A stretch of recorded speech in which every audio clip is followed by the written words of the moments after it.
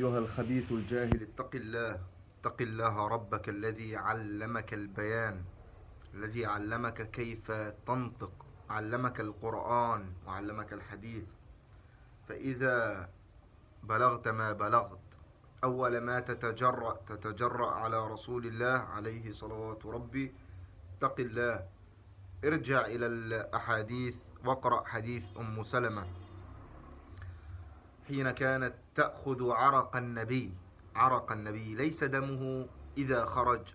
أنت تقول دم النبي عليه صلوات ربي طاهر ما بقي في جسده، وإذا خرج فهو ليس بطاهر، حكمه حكم سائر الناس، مثله مثل سائر البشر في هذا الأمر. كذاب في أصل وجهك، أنت ومن علمك هذا الكلام كذاب، أنت ومن أملى عليك هذا الكلام كذابان، أنتم الاثنان، أنت وشيطانك.